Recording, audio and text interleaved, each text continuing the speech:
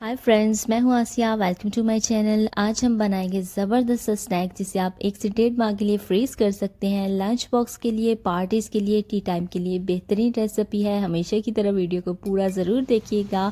Like, share और subscribe करना मत भूलिएगा। तो यहाँ पर मैंने चिकन ले लिया था जिसे मैंने 15 मिनट के लिए पानी में भिगो कर रख दिया था, 1 चम्मच सिरके का डालकर। दूसरी तरफ 1 कप दाल का लिया था जिसे 2 घंटे के लिए भिगो कर आपने रख देना है। चिकन को धोने के बाद इस तरह मोटे मोटे स्लाइसिस में काट लेंगे। यहाँ पर मैंने इंस्टेंट पॉट यूज़ किया है। 2 चम्मच तेल के डालेंगे और कुछ जो है लहसुन के डाले हैं और उसके बाद चिकन इसके अंदर डाल देना है। और चिकन को यहाँ पर मैंने फ्राई कर लिया था 2 से 3 मिनट के लिए। हम डायरेक्टली ऑयल डाले बगैर भी चिकन को पका सकते हैं, लेकिन ऑयल में फ्राई करने का मतलब है कि थोड़ा सा जो चिकन के अंदर स्मेल होता है वो भी ख़त्म हो जाता है। एक तो सिरका डालने से ख़त्म हो गया, दूसरा थोड़ा सा ऑयल के अंदर फ्राई कर लेंगे तो ये बेहतरीन है। दूसरी तरफ एक ज़बरदस्त सा मसाला तैयार किया जिसके लिए मैंने 2 टेबलस्पून सूखा धनिया ले लिया था, 1 टेबलस्पून ज़ीरे का ले लिया था, 3 लौंग लिए थे, 1 मोटी इलायची और 1 छोटी इलायची ग्रीन वाली, और 5 से 6 कश्मीरी लाल मिर्च जो साबुत होती हैं वो ले ली थी। सारी चीज़ों को मैंने ग्राइंड करके चिकन के अंदर डाल दिया था। 1 से 2 मिनट के लिए मसाला डालने के बाद फ्राई किया। उसके बाद यहाँ पर जो दाल हमने भिगो कर रखी थी उसके अंदर से पानी निकाल दिया और दाल को डाल देंगे। एक दफ़ा चम्मच की मदद से मिक्स करें और इसके बाद हमने इसके अंदर पानी ऐड कर देना है। अच्छा, पानी ऐड करने के बाद आपने चम्मच बिल्कुल नहीं मारना। अगर पानी ऐड करने के बाद आप चम्मच मारेंगे ना तो आपकी दाल बहुत लेट गलेगी। तो दाल डालने के बाद मैंने इसके अंदर 1 आलू भी डाल दिया था और इसके बाद हमने पानी डाला और पानी डालने के बाद हमने हिलाए बिना ही इसको प्रेशर लगा देना है।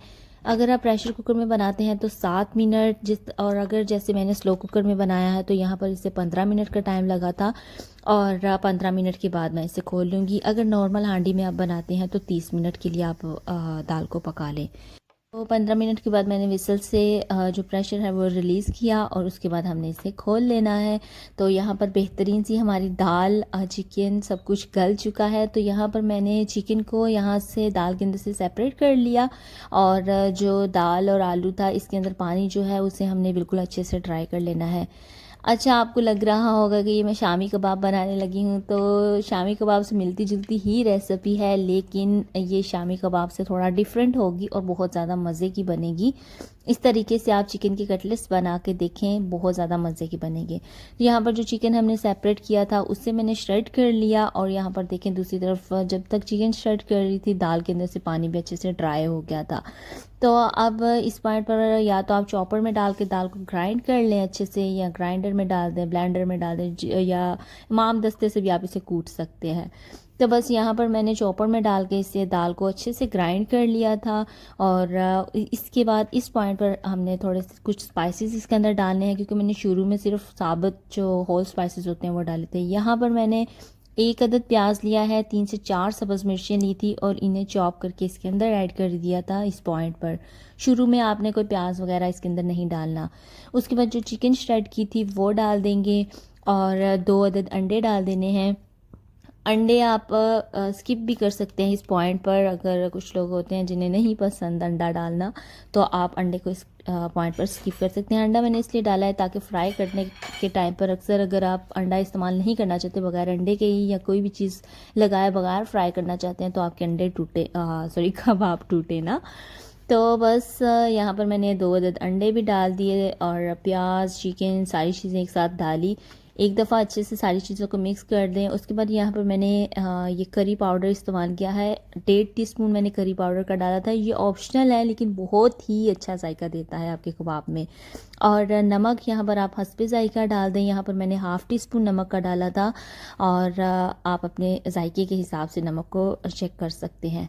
बस यहाँ पर यही स्पाइसेस मैंने डाले थे, नमक डाल दिया है और 1/2 टीस्पून जो है मिक्स स्पाइसेस का डाला था। कोई और स्पाइसेस वगैरह मैंने इसके अंदर ऐड नहीं किया और ना ही मैंने लाल मिर्ची इसके अंदर ऐड की थी, क्योंकि शुरू में मैंने साबुत होल जो मिर्चें थी वो डाली और लाल मिर्चें डाली हैं। तो उसके बाद कबाब बना लें आप अपने मर्ज़ी के हिसाब से शेप दे लें कबाबों को। और लास्ट में खूबसूरती के लिए यहाँ पर ना एक ग्रीन चिली मैंने ऊपर लगा दी थी। ये मैंने ट्रे में रख दी हैं, इन्हें मैं फ्रीज़ कर दूंगी। ओवरनाइट फ्रीज़ करें। उसके बाद आप किसी भी जिप लॉक बैग में थोड़ा सा कॉर्नफ्लोर मिक्स करके आप अपने कबाब को एक साथ ही सारे कबाब सेव कर सकते हो। तो यहाँ पर मैंने ये रख दिए फ्रीज़र में सेव करने के लिए, ऊपर फॉइल से कवर करूँगी। और नेक्स्ट डे मैंने इन्हें निकाल कर पाइपिंग बैग के अंदर ज़िप लॉक बैग के अंदर रख दिया था, थोड़ा सा कॉर्नफ्लोर डाल के, तो ये फिर कबाब चिपकते भी नहीं हैं आपके। दूसरी तरफ कुछ कबाब मैंने अभी से बनाने थे, तो मैंने पैन में ऑयल डालकर ऑयल को पहले से गर्म कर लिया था। मीडियम हीट होनी चाहिए आपकी, और एक अदर डंडा ले लें जिसके अंदर आपने कबाब को डिप करना है।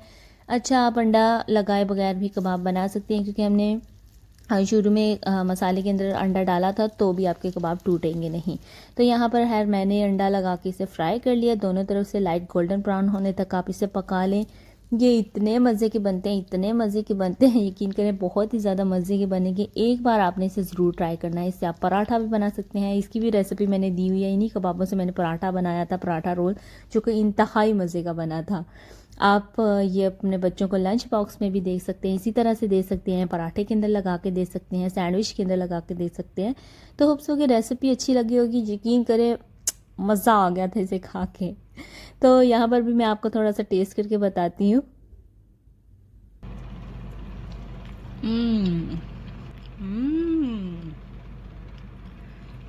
अल्हम्दुलिल्लाह, अल्हम्दुलिल्लाह, ज़बरदस्त, माशाल्लाह।